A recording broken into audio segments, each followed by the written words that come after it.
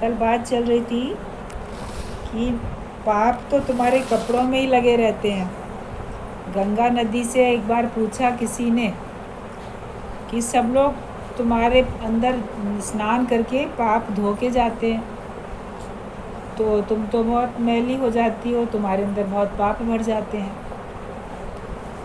तो उसने कहा पाप धोने आते तो हैं, लेकिन मेरे अंदर तो पाप वो धोते ही नहीं है, ऐसे स्नान करके जाते हैं। बोले क्या मतलब?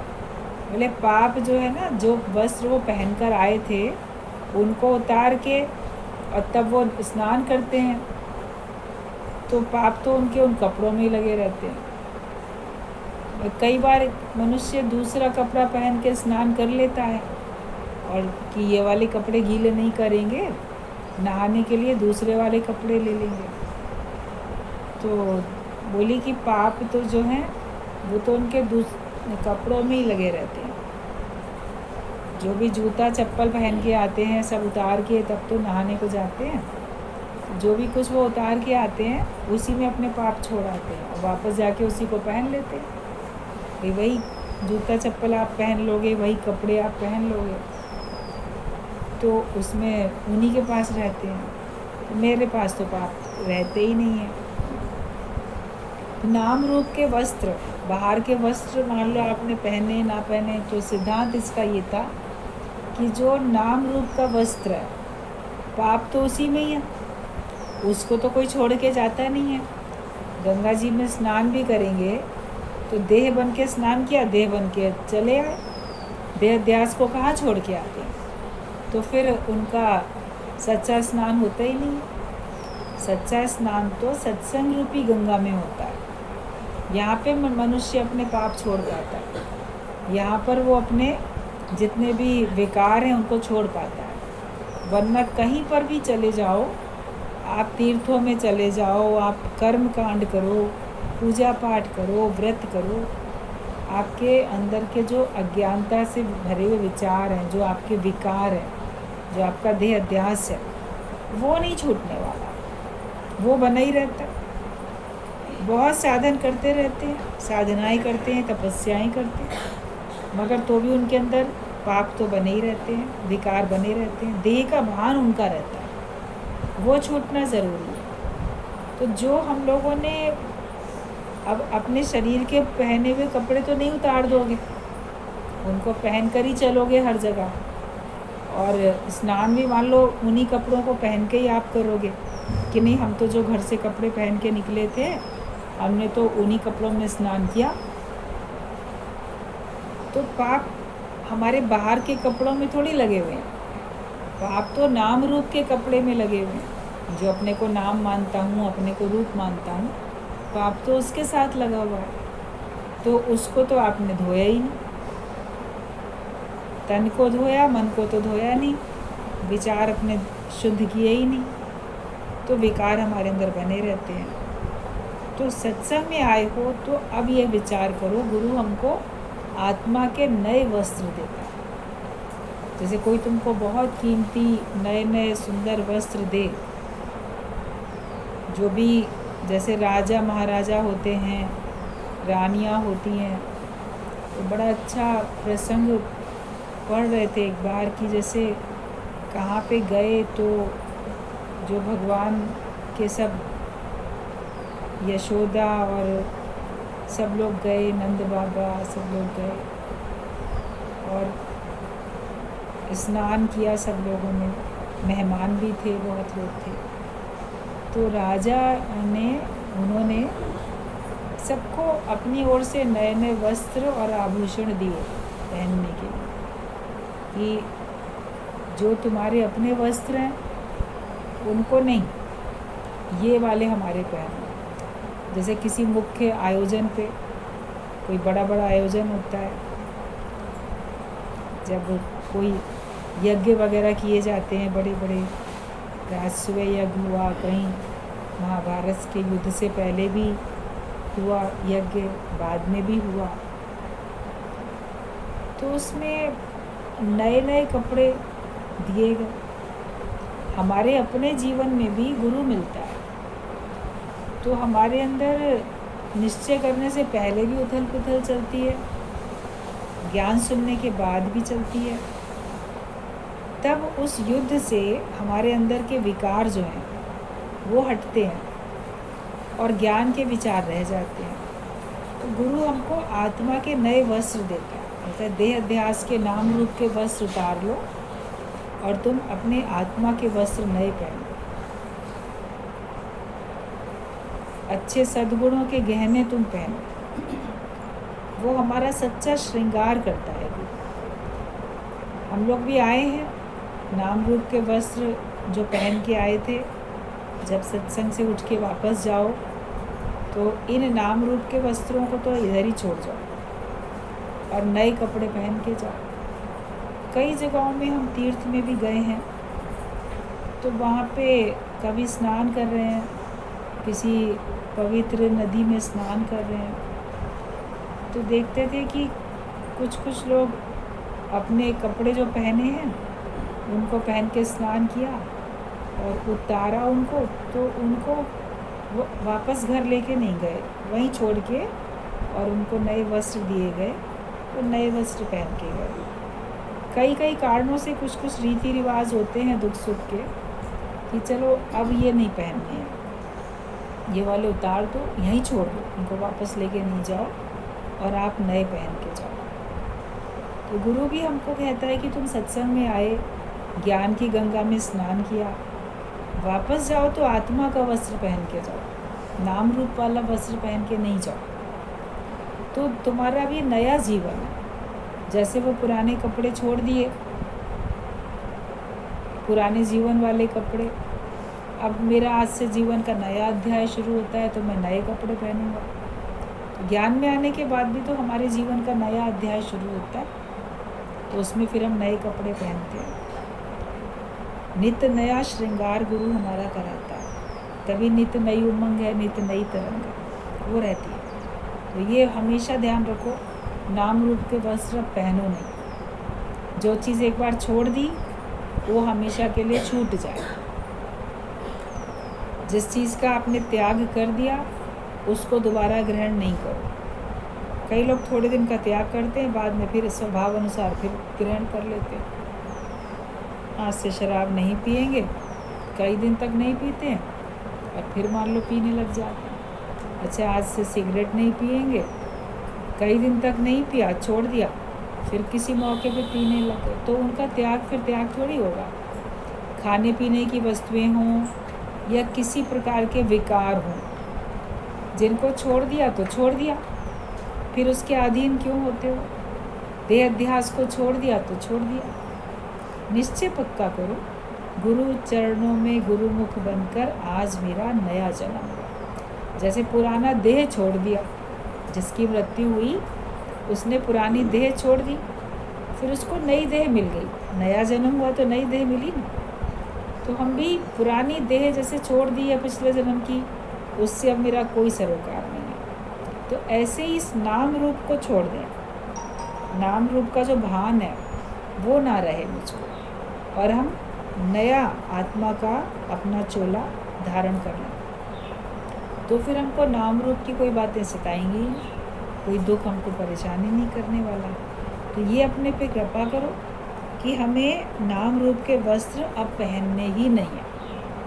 कोई ज़बरदस्ती आपको दे तो आप नहीं पहनो। कभी कभी कोई व्यक्ति ऐसे होते हैं, कोई सा कलर पहनना छोड़ देते हैं, तो ये वाला कलर हम नहीं पहनेंगे। उसके बाद कोई कितना भी जिद करता है तो उस कलर को नहीं पहनते कि नहीं हमने ये कलर छोड़ दिया। अभी सन्यासी हैं, उन्होंने बाकी सारे कलर छोड़ दिए, मान लो वाइट पहनना शुरू कर दिया या गेरुआ कपड़ा पहनना शुरू कर दिया। फिर उनको कोई भी कितने भी सुंदर कीमती कलरफुल कपड़े देगा तो वो नहीं पहनेंगे ना, बोलेंगे नहीं अब हमने यही धारण कर लिया, अब हम इसके अलावा कोई दूसरा कलर नहीं पहनेंगे। दृढ़ होते ना अपने निश्चय पे, तो हम क्यों नहीं दृढ़ होते कि कोई भी हमको पहनाने भी आए, बोले प्यार से दे रहा, नहीं मेरे कहने से पहन लो। एक बार एक सन्यासी महिला थी, तो वो किसी के थ्रू सत्संग में आने लगी, बहुत अच्छा लगा उसको सत्संग। और सत्संग सुने। उसका अपना छोटा सा एक आश्रम बना हुआ था, वहाँ से आती थी। साइकिल उसके पास किसी ने दे दी थी, तो साइकिल चला के आ जाती थी मालवीय में इधर। अब सत्संग तो गुरु जी का A1 है, बिल्कुल बढ़िया, बहुत अच्छा लगा। सही बात समझ में भी आई सारी। काफ़ी महीनों तक आती रही, आती थी, खुश होती थी। एक बार जैसे अपना निश्चय विश्चय से बताए, तो ऐसे गुरुजी ने कहा एक बार कि तुम जो हो अब फिर उसमें संन्यास में क्यों रहती हो, भाई ना रह के तुम वापस जैसे साधारण रहते हैं वैसे ही रहो। बोली नहीं, एक बार हमने संन्यास धारण कर लिया है तो हम इसको अब नहीं बदलेंगे। अब हम संसारिक जीवन में या संसार में घर में रहने के लिए जाएंगे भी नहीं। जो हमारा स्थान है वहीं रहेंगे, और संन्यास एक बार धारण किया तो अब हम इसको नहीं तोड़ सकते। कपड़े भी जो गिरवे कपड़े पहनती थी वही अब पहनेंगे। उनका गुरु भी बहुत अच्छे थे, तो लड़की होते हुए, महिला होते हुए बहुत सुरक्षित, बहुत अच्छे। उसके लिए एक अलग आश्रम इधर बनवा के दिया था। और दीक्षा जब दी थी तो जो पहले का नाम था, स्त्री वाला नाम था उसका, उस नाम को हटा के उसको नया नाम दिया था, विचारदास। जो नाम हमने तुमको नया दिया, ज्ञान का विचार करो, उसी में रहो। और जो गेरुए कपड़े भी थे, ढीला ढीला सा ऐसे कुर्ता और लुंगी तहमत टाइप का, और सर पे इस प्रकार से साफा पगड़ी टाइप बांध के आती थी, जैसे बाहर से वेश भी पुरुष वाला। और वो फिर उसने सन्यास को छोड़ा थोड़ी, बोले नहीं उसी में रहेंगे और सब वही है। लोग आते हैं आश्रम में, आते हैं, सुनते हैं, वो जो भी उसको गुरु ने ज्ञान दिया था वो तो सुनाती ही थी, लेकिन इधर गुरु जी से सुन के उसको और जैसे विचार विवेक सब खुला। और फिर उसका सत्संग काफ़ी और भी अच्छा होने लगा। फिर काफ़ी समय तक आई। उसके बाद कहीं और रटन पे संत लोग जाते रहते हैं, कहीं और जाने लगी होगी, फिर आई भी होगी। फिर सत्संग में आना उसका मालवीय का छूट गया था, नहीं आती थी, लेकिन काफ़ी समय तक आई। हमने बहुत तहकीकात नहीं की बाद में क्यों नहीं आती, क्या हुआ, लेकिन ये था कि देखो जिसने एक बार संन्यास धारण कर लिया तो फिर वो किसी भी कीमत पे उसको छोड़ेगा नहीं। अगर गुरु से हमने एक बार आत्मा का निश्चय कर लिया है तो फिर उसको भी तो किसी भी कीमत पे ना छोड़े, क्योंकि हमने इस ज्ञान मार्ग में कदम बढ़ाया तो फिर आगे चलो। जो परेशानी आती है उसका मुकाबला करो। परेशानियों से भयभीत क्यों हो जाए, हम उसका मुकाबला करने के लिए अपने को क्यों नहीं समर्थ बनाते हैं। फिर नाम रूप में क्यों आ जाते हैं। नाम रूप में जब आप आओगे तभी तक तो संसार सच दिखेगा और दुख सुख भी सच दिखेगा। लेकिन जब मैंने नया चोला धारण कर लिया, आत्मा का ब्रह्म का नया चोला मैंने धारण कर लिया, तब उसके बाद फिर मेरे लिए दुख सुख है ही नहीं ना। दुख बने ही नहीं है। ब्रह्मज्ञानी बोल पाता है दुख बना ही नहीं है। आप नहीं बोल पाते हो कि दुख नहीं बना, क्योंकि अभी तक नाम रूप आपने छोड़ा नहीं। तो ये नाम रूप के वस्त्र तुम नहीं पहने, और दुनिया पहने तो पहने, तुमको नहीं पहनने। जिसने क्रोध नहीं छोड़ा, काम नहीं छोड़ा, उसका चारों धाम की यात्रा करना बेकार है।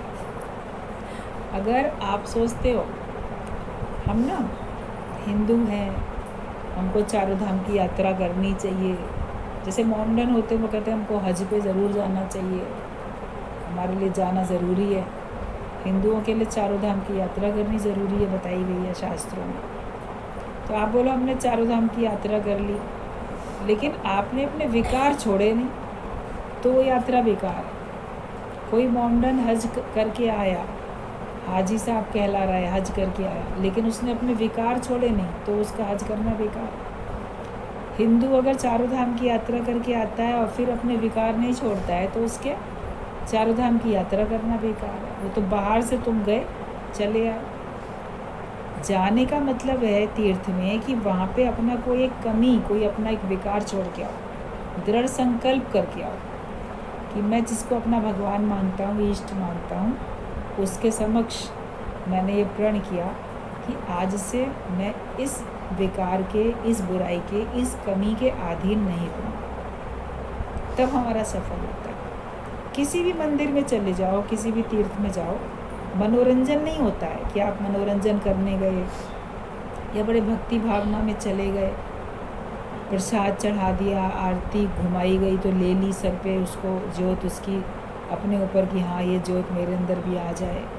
पता नहीं क्या क्यों फूल चढ़ा दिए, कहीं डोनेशन बॉक्स है वहाँ पे पैसे दे दिए। हम देखा है मूर्ति को एक पल के लिए देख के आते, एक क्षण के लिए मूर्ति दिखती है, इतनी भीड़, धक्का मुक्की, हाँ हाँ हमने दर्शन कर लिए, हमने देख लिया, तो उससे क्या होगा? आपके अगर विकार नहीं छूटे तो वहाँ जाने का आपको कोई मतलब नहीं है। पता नहीं कौन सा पुण्य फल क्या मिलता होगा। अगर आप अपने को नहीं चेंज करोगे तो आपको क्या वहाँ पे जाने के बाद, वापस आने के बाद फिर पाप करोगे, फिर किसी का दिल दुखाओगे, तो फिर तुम्हारा जाना बेकार। तो जिसने काम नहीं छोड़ा, क्रोध नहीं छोड़ा, उसका चारों धाम की यात्रा करना बेकार। हमारे अंदर के सारी कामनाओं का अंत हो जाना चाहिए, हमारे अंदर के क्रोध का अंत हो जाना चाहिए, सारे ही विकारों का अंत हो जाना चाहिए। यहाँ पर 8 पहर की समाधि है, 8 पहर का जाप है। जो सारा दिन में तुम करोगे वही ध्यान समाधि जब में याद भी आएगा। सारा दिन जिस विचार में रहते हो, फिर पूजा घर में बैठो तो वही विचार वहाँ भी आएंगे, ध्यान लगाने बैठो तो भी वही विचार वहाँ पर आएंगे, समाधि लगाने बैठो वही विचार आपको वहाँ पर भी आएंगे। तो यहाँ तो ज्ञान ऐसा है कि बाहर से आपने 1 घंटा सुना, लेकिन ये आपको 24 घंटा आपको याद करना पड़ता है, और याद रहता है। एक भी अज्ञानता का कार्य करो, आपको अंदर से ज्ञान तुरंत याद आता है। ये देखो करने चला हूँ मगर ज्ञान में मना है, ये मैंने कर तो लिया लेकिन मैंने गलत किया, ये बोल दिया तो गलत बोल दिया, ये विचार सोच लिया तो गलत कर लिया। तुरंत अंदर वाला अब इतना शुद्ध हो जाता है, आपका अंतःकरण, वो आपकी कमी को उसी समय बता के देता है।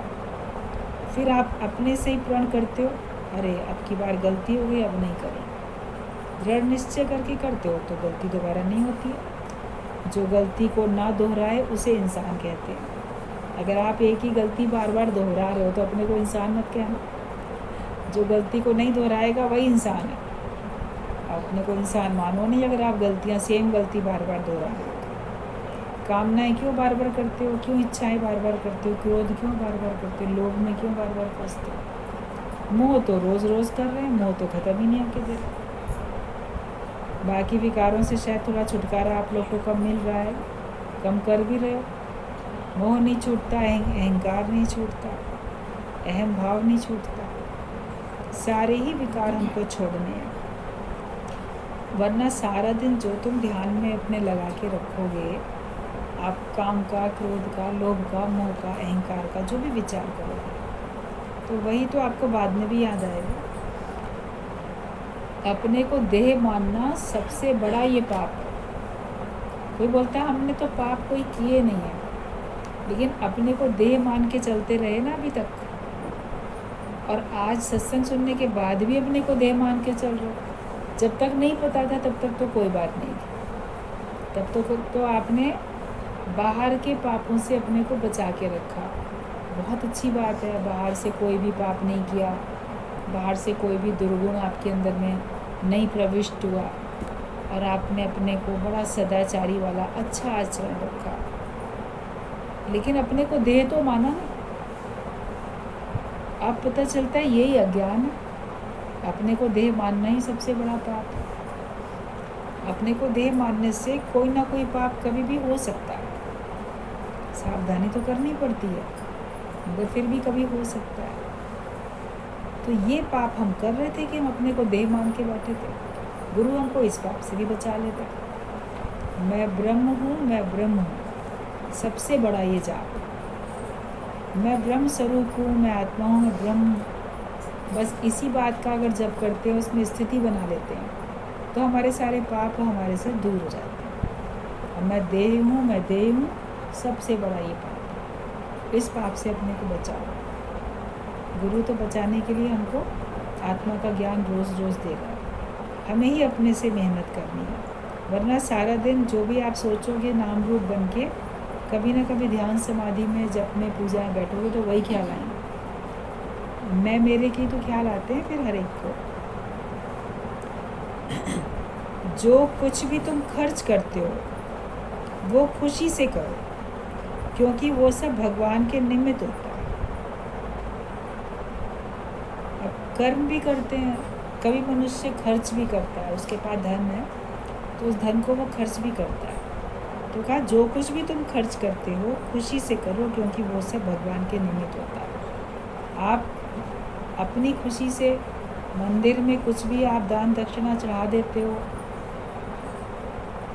तो लगता है भगवान के निमित्त किया, लेकिन जो कुछ भी कर रहे हो, किसी के लिए भी खर्च करते हो, तो ये मान के चलो कि वो भगवान के निमित्त हो रहा है, क्योंकि कण कण में भगवान बसते हैं, जड़ चेतन में हर एक में भगवान बसते हैं। तो खुशी से करो ना, मजबूरी से क्यों करो, लाचारी से क्यों करो।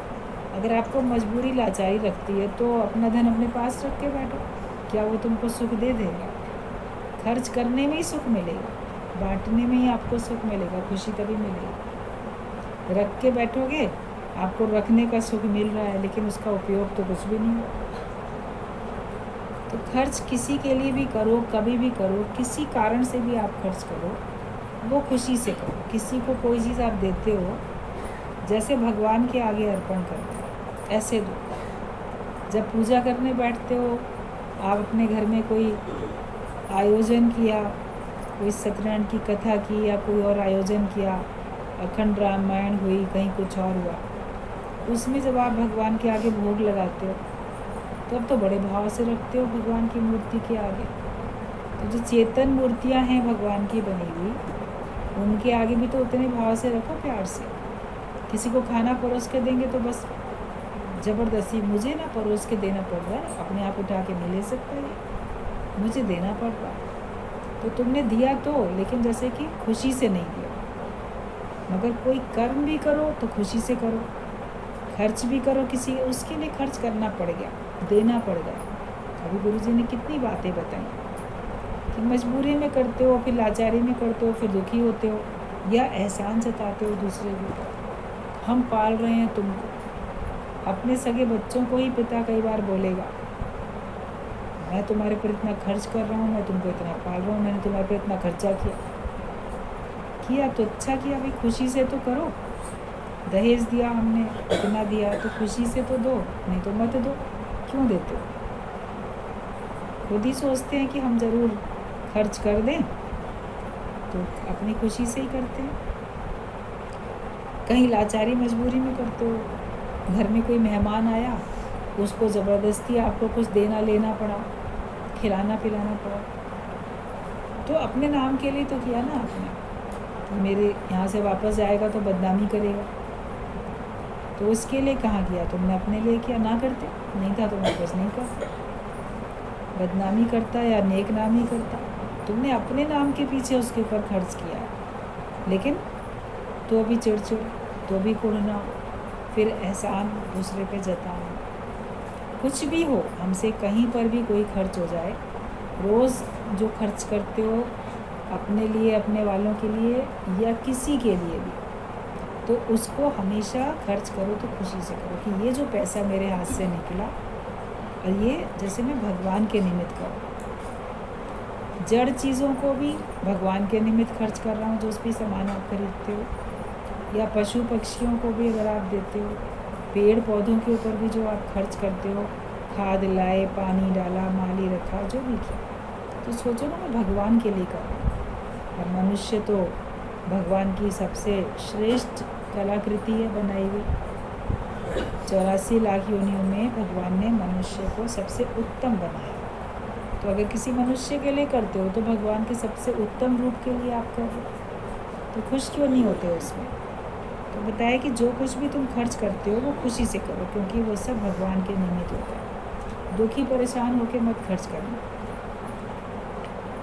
किसी भी काम में देर नहीं करो। Delay is dangerous. अच्छा काम हमेशा मनुष्य कल पे टाल देता है।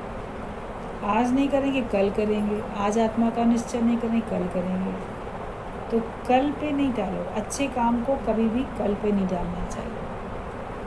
मतलब नेक काम में देरी नहीं, कहावत तो बोल देते हो तुरंत, अरे नेक काम में देरी नहीं, अभी कर लो। तो नेक काम में तुम देरी क्यों करते हो? बहुत सारे अच्छे काम हैं, तुम्हारे अंदर विचार उठता भी है तो भी तुम देर कर देते हो। तो उसके लिए हमेशा तत्पर रहो। गलत काम के लिए बोलो आज नहीं करेंगे कल करेंगे, उसको कल पे टालते जाओ, फिर कल आए नहीं कल करेंगे। लेकिन अच्छे काम के लिए कल नहीं करेंगे, हम आज ही करेंगे। इसने हमेशा हम तत्पर होके रहें। उदारचित बनना। तुम कंजूस नहीं, तुम तो हर बात में कंजूस हो। हमेशा उदारचित बनो, कंजूस नहीं बनो। लेकिन मनुष्य का मन स्वभाव हर बात में कंजूस है। कितनी प्रकार की कंजूसी बताई गई, इतने प्रकार के कंजूस होते हैं। केवल धन का कंजूस नहीं होता है, आप लोगों को सबको कई बार बताया गया। मीठा बोलने के भी कंजूस होते हैं, किसी को अच्छी सलाह देने के भी कंजूस होते हैं, सेवा करने के कंजूस हैं, तो प्रेम करने के कंजूस हैं। उदारचित नहीं होते, उसमें भी कई प्रकार के कंजूस बताए गए हैं। जैसे हम शुक्राने मानने के कंजूस हैं, गुण उठाने के कंजूस हैं, प्रशंसा करने के तो बहुत कंजूस हैं। बिल्कुल नहीं चाहते किसी की प्रशंसा करना, बहुत मुश्किल से करेंगे प्रशंसा। मुक्त दिल से, खुले दिल से नहीं कर पाते हर एक की। जिसके साथ प्रेम होगा उसकी करेंगे। देखो अपने पोता पोती की कैसे प्रशंसा करती हैं दादियाँ नानियाँ, ऐसे जैसे उनके मुख से ही ना बिल्कुल वात्सल्य रस टपकता हुआ दिखता है। गुरुजी देखो मेरा पोता ना कितना अच्छा पोएम बोलता है, बहुत अच्छा डांस कर लेती है ये पोती मेरी, ये बहुत अच्छा काम करता है। तो प्रशंसा जो करेंगे ऐसे वात्सल्य रस टपक रहा होता है। गुरुजी बोलते हैं जैसे तुम्हारे मुंह में से रसगुल्ले का रस टपक रहा है। एकदम से रसगुल्ला मुंह में डाल दिया तो उसका रस तुम्हारे होठों के दोनों तरफ से बाहर बह रहा, वो दिखता है। उनकी तो बड़ी प्रशंसा कर ले, तो किसी और की करते हो प्रशंसा, उसकी अच्छाई भी देख के ना ठीक है, ऐसा प्रशंसा के लायक थोड़ी है। या अंदर अंदर कुड़ जाएंगे, अपने वालों की करेंगे सबकी नहीं करेंगे, तो कंजूस हो ना प्रशंसा के। और सबके अंदर अच्छे गुण हैं, जिसके अंदर जो अच्छा गुण है उसको एक्सेप्ट नहीं करोगे कि इसमें हाँ ये तो अच्छाई है, स्वीकार भी नहीं करते, अच्छाई को स्वीकार भी नहीं करते और उसको अपने ऊपर अप्लाई भी नहीं करते। उस अच्छाई को, उस गुण को अपने जीवन में उतारते भी नहीं। और अपने को ब्रह्म मानने के तो सबसे ज़्यादा कंजूस, अपने को भगवान मानने के, अपने को आत्मा जानने के, अपने को ब्रह्म मानने के सब कंजूस हैं। रोज़ सुनते हैं मान ना मान तू है भगवान, फिर पूछो तुम कौन हो, तो अरे हम कैसे कह दें हम भगवान हैं। तो कंजूसी कर रहे हो ना, ये क्यों नहीं कह पाते हो? क्योंकि कहने में अब मन इतना शुद्ध हो चुका है, विवेक खुल चुका है, झूठ आप बोल नहीं पाओ। वो नहीं अंदर से, वो तो वही नाम रूप के वस्त्र पहन रखे, तो कैसे बोलोगे कि मैं ब्रह्म स्वरूप?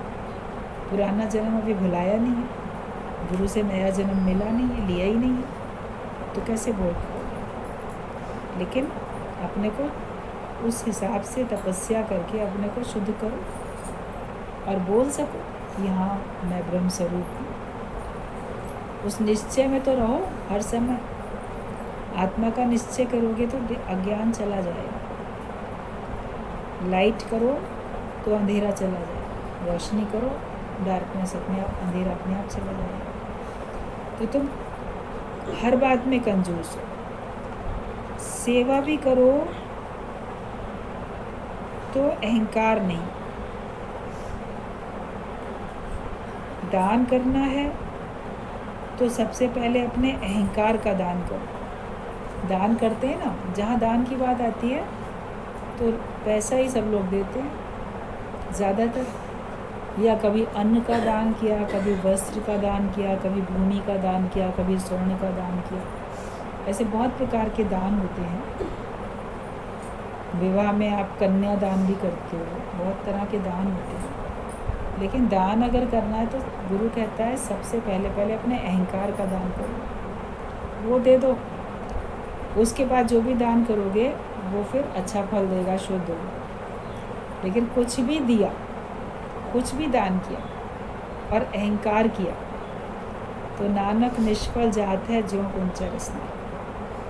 तीर्थ तप और दान करे, मन में धरे गुमान। मन में गुमान किया मैं कितना श्रेष्ठ हूँ, मैं न दान करता हूँ।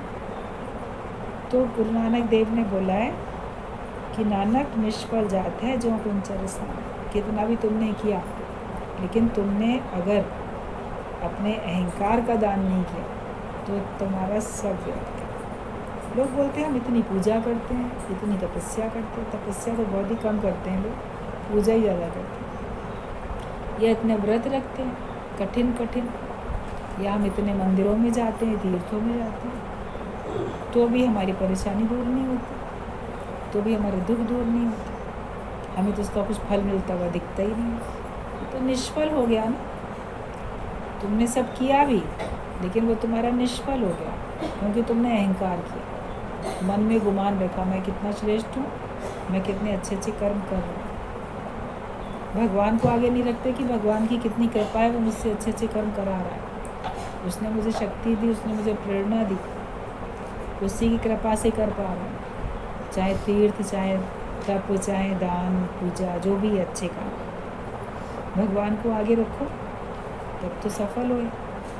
मैंने किया तो फिर निष्फल ही होएगा, तो उसका फल मिलेगा ही नहीं तुमको, सुख शांति कैसे मिलेगी। तो तुम्हें अगर दान करना ही है तो सबसे पहले अपने अहंकार का दान करो, बाकी तो सर्वस्व दान तुम्हारा हो ही जाएगा। भक्ति माना प्रेम और कर्म मतलब कि निष्काम कर्म। तुम्हारा असली धर्म है स्वयं को जानना। आपको भक्ति पता है, कर्म पता है, धर्म पता है, लेकिन भक्ति मतलब कि सबसे प्रेम, वही भक्ति है। केवल एक मूर्ति से नहीं। अभी सुना ना कि पत्थर की मूर्ति बना के उसमें भक्ति कर लेते हैं, उसको पूजते हैं, तो उससे तो कहा कि चक्की भली है पत्थर की, जिससे अनाज पीस के आप अपना गुजारा कर लेते हो। जब उससे पीस के अनाज उसको बेच के आपको कुछ पैसा मिल जाता है अपने घर के गुजारे के लिए। होते पाथर पूजे हरी मिले तो मैं पूजूं पहाड़, पहाड़ को ही पूज लें फिर तो, इतने छोटे से पत्थर की बनी मूर्ति से पूजने से तो। लेकिन उससे कुछ मतलब नहीं है ना, कि अगर आपका प्रेम नहीं है सबके साथ, सबसे लड़ाई झगड़ा वैर विरोध ये सब है, तो फिर पूजा करने का क्या मतलब है? भक्ति तुम्हारी किस बात की? जब भेदभाव नहीं गया तो भक्ति किस बात की? तो भक्ति का मतलब है प्रेम, और प्रेम हो जाए सर्व के साथ तो तुम्हारी भक्ति है। और कर्म करो, कर्म का मतलब है निष्काम कर्म। अपने अहंकार का दान दे चुके, फिर जो भी कर्म करोगे वो निष्काम है, मतलब उसमें हमारी कामना नहीं है कुछ भी, हमें फल नहीं चाहिए, फल की इच्छा नहीं है, करने का अभिमान नहीं, और उस कर्म को करने के बाद उसके फल की चाहना नहीं, वो निष्काम कर्म होता है। इसमें फल चाहता नहीं और करने का गुमान, करने का अभिमान में करता नहीं, वही कर्म हमारा सही कर्म है। वरना तो इतने कर्म किए, अपने अच्छे किए, अच्छे में बुरा शामिल होगा क्योंकि आपने अहंकार किया उसमें। और असली धर्म है स्वयं को जानना, अपने आप को जानो, वही सबसे असली धर्म है। अपने को नहीं जान पाते हैं, अपने को ये 5 तत्वों की देह मान लेते हैं, नाम रूप मान लेते हैं, तो फिर आप अपने सत्य स्वरूप से बहुत दूर रहोगे, वहाँ तक पहुँच ही नहीं पाते। गुरु हमको हमारी पहचान हमारे स्वयं से कराता है कि तुम कौन हो। ये शरीर हटा दो फिर तुम कौन हो। ये शरीर तो छूट जाएगा ना तुम्हारा एक दिन। आजकल श्राद्धों के दिन चल रहे हैं, सब लोग अपने दुनिया से चले गए प्रियजनों और परिवार के लोगों के नाम का बहुत दे रहे हैं, तो कहीं ना कहीं विश्वास है ना, वो शरीर छूट गया, शरीर का अंत हो गया, मगर वो अभी भी है और जो हम करेंगे वो उसको मिलेगा। ये विश्वास होता है ना, तभी तो करते हैं कि वो किसी भी योनि में है उसको मिलेगा। उस रूप में जो भी उसका भोजन है, जो भी उसका वस्त्र है, कहीं ना कहीं से इधर से भगवान कहीं ना कहीं से देगा। ये हमने तो भगवान के साक्षी मान के उसके निमित्त दिया, मतलब कि वो उसका नाश नहीं हुआ ना। देह का नाश होने पर भी उसका नाश तो नहीं हुआ ना। ये विश्वास रख के तो सब लोग करते हो। तो ये देह नहीं है, फिर तुम कौन हो? फिर जो आत्मा जीवात्मा थी वो तो फिर दूसरे जन्म लेती जा रही। जीव है तो दूसरा जन्म लेगा। लेकिन देह से जब अपना मन हटा दो, भगवान से ब्रह्म से जोड़ लो, तो फिर आप प्योर भगवान का ही रूप बन जाओ। तो वो जानो, आत्मा सो परमात्मा, आत्मा परमात्मा तत्व से एक है, वो जान लो। उसके बाद आपको अपना स्वरूप जानने के बाद कुछ और जानना शेष नहीं रहेगा। फिर आपका अपना मोक्ष है, दूसरा आपका अपना जन्म अब होना ही नहीं है। तो तुम्हें पहले अपना रूप पहचानो। असली धर्म में स्वयं को जानो, सच और झूठ को जानो। सच क्या है और झूठ क्या है? सत्य तो ब्रह्म है, ब्रह्म सत्य, जगत मिथ्या। सारा संसार ही झूठ है, सारा संसार मिथ्या है, एक ब्रह्म ही सच है। सतगुरु का प्रसाद है ओम, एक को ओम सतगुरु प्रसाद। एक ओम का जो नारा है, ओम का जो शब्द है, वो ही प्रसाद है। मतलब उसी से हमको प्रसन्नता मिलती है। जब अपने सच्चे स्वरूप में आते हैं, ओम में हम टिक जाते हैं, तब हमको प्रसन्नता मिलती है। तो सच्चा प्रसाद तो वही है, और गुरु यही प्रसाद तुम्हें देता है कि तू ही वो सच है। तुम अपने से भूलते हो तभी अशांत होते हो, लेकिन गुरु तुम्हें रोज़ याद दिलाता जाता है, रोज़ तुम्हें जगाता है। तुम रोज़ सो जाते हो गफलत में, फिर गुरु जगाता है, अभी तो जगाया, अभी फिर सो गया। जाग रहे मुसाफिर, तेरा वक्त हो गया। हर एक का वक्त हो गया है, कौन कब ये शरीर छोड़ के चला जाएगा किसी को पता नहीं है। तो सुजाग होके तो रहो, जागृत अवस्था में रहो। तो गुरु तुम्हें रोज़ जगाता रहता है। तुम्हें नाम का खजाना मिल जाता है, असली खजाना तुमको मिल जाता है। देह का पर्दा हटाओगे तो तुमको खजाना मिलेगा। तिजोरी के ऊपर काला पेंट था, खाली थी तिजोरी।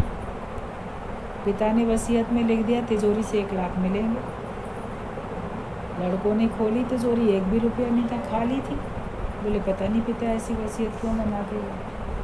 पिता का दोस्त आया कुछ दिन बाद, बोले देखो पिता ने ऐसी वसीयत लिखी, तिजोरी से 1 लाख रुपया मिलेगा। तिजोरी खोली तो खाली थी। बोले मेरा दोस्त बड़ा बुद्धिमान था, ऐसे नहीं लिख सकता है, तिजोरी लाओ देखे। कोई सीक्रेट दरवाज़ा हो, कुछ हो, गुप्त स्थान पर कुछ भी नहीं था।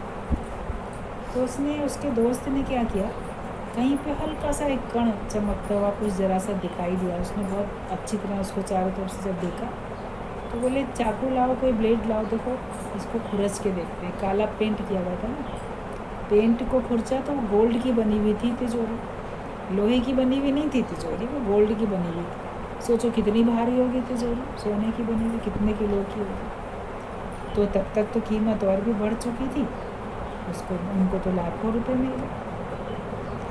तो वो पर्दा हटाया पेंट का, तब तो उनको सोना दिखा।